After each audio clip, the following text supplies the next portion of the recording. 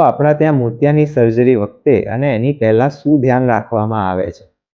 તમને એકવાર મોતિયો ડાયગ્નોઝ થાય તો એના પછી અમે ઓવરઓલ તમારી આઈની હેલ્થ ચેક કરીએ છીએ. તેમાં આગળ ડ્રાયનેસ ઓર આંસુની પરતથી લઈ પાછળ પડદા નસ સુધીનું બધું જ ચેકઅપ કરવામાં આવે છે.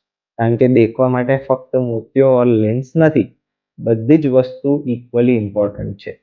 જેમાં ટીયર ફિલ્મ, કોર્નિયા, લેન્સ, તમારો પડદો, રેટિના, નર્વ અને બ્રેન બધું જ વ્યવસ્થિત ચાલતું હોય તો આપણને ચોખ્ખું દેખાય. ડ્રાયનેસ છે તો પહેલા ડ્રાયનેસ પ્રિવેન્ટ કરવાના લુબ્રિકન્ટ ડ્રોપ્સ આપી અને પછી તમારું મેજરમેન્ટ લેવામાં આવે છે.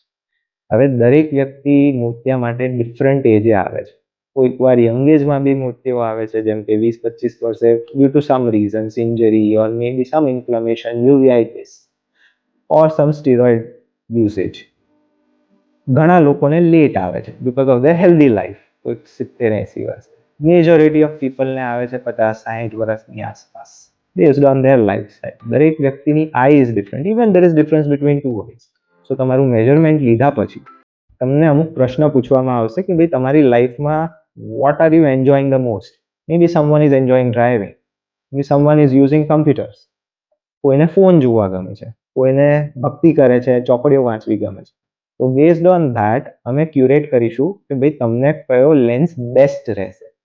કારણ કે ભગવાને મોતિયો આપ્યો છે પણ જોડે એક ચાન્સ બી આપ્યો છે. હવે એ ચાન્સ આપણે લઈ અને બેસ્ટ લેન્સ મૂકીએ તો rest of the life A lens થકી આપણને એકદમ ક્લિયર દેખાય અને લાઈફ લોંગ મે બી ચશ્માની જરૂર બી ના રહે. હેન્સ સર્જરી પહેલા બધું જ ચેક કર્યા પછી તમારી જોડે બેસીને ડિસ્કસ કરવામાં આવશે કે આ પ્રકારના લેન્સ તમને સુટેબલ છે and you will choose your lens કે ભાઈ મારે મારી સર્જરી વખતે આ લેન્સ મૂકવો છે, જેના થકી હું લાઈફ લોંગ બાકીની લાઈફ જોવાનો છું. લાસ્ટ એન્ડ મોસ્ટ ઇમ્પોર્ટન્ટ, આપણા બ્લડ ટેસ્ટ. ભાઈ ડાયાબિટીસ છે કે બ્લડ પ્રેશર છે ઓર સમ અધર મેટાબોલિક ડિસઓર્ડર્સ, તે બધા આપણે પેરામીટર્સ કંટ્રોલ કરવા પડે. કારણ કે ફોર એક્ઝામ્પલ ડાયાબિટીસ હાઈ છે તો ઇન્ફેક્શન થવાનું રિસ્ક છે. Hence diabetes needs to be controlled before surgery. અને આ બધું જ કર્યા પછી તમને સર્જરીની ડેટ આપવામાં આવે and once the surgery is over we shall ask you કે તમારો એક્સપિરિયન્સ કેવો રહ્યો અને હોપફુલી અમે તમને તમારા જીવન જીવવામાં ખૂબ સારી રીતે મદદ કરી શકીએ. That is our motive. Thank you.